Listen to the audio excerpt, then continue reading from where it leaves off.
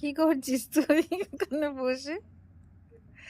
হ্যাঁ পাগলি, কিরি ভাজা করছি। কি ভাজা? কিরি ভাজা।